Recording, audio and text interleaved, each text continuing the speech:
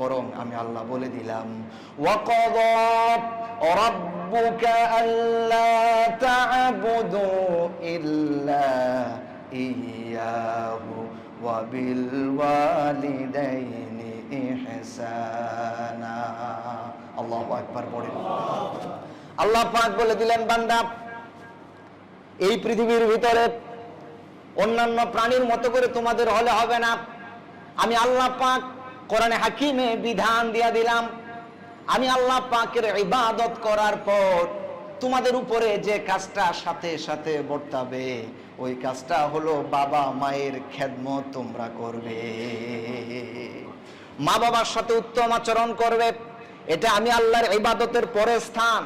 জীব জানোয়ারের মতো করে হলে হবে না। মা বাবার টেক কেয়ার করে, এটা তোমার সন্তান হিসাবে, মানব জাতি হিসাবে তোমার উপর কর্তব্য।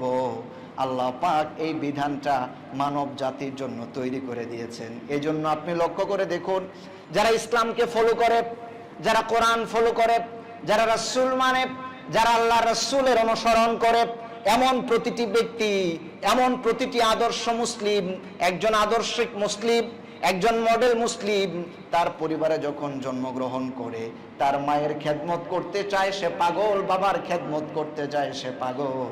কিন্তু যারা কোরআন মানে না, হাদিস বিশ্বাস করে না, রাসূলের আদর্শগুলো গ্রহণ করে না, ওদের পারিবারিক পদ্ধতি আর জীব জানোয়ারের পারিবারিক পদ্ধতির মধ্যে তেমন কোনো পার্থক্য নাই।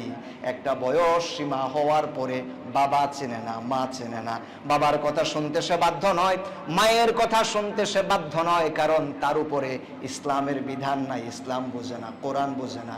কিন্তু আল্লাহ পাক কোরআনের প্রতিটি ছাত্রের জন্য, রাসূলের প্রতিটি উম্মতের জন্য আল্লাহ বিধান করে দিলেন, পশু পাখি জীব জানোয়ারের মতো নয়, নির্ধারিত বয়স কেন মৃত্যুর আগ পর্যন্তই মা বাবার খেদমতে নিজেকে নিয়োজিত রাখতে হবে। আল্লাহু আকবার পড়েন।